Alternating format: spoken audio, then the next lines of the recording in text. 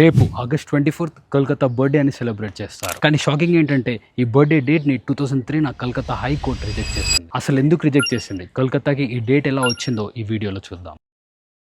Story start అయ్యేది 1690లో.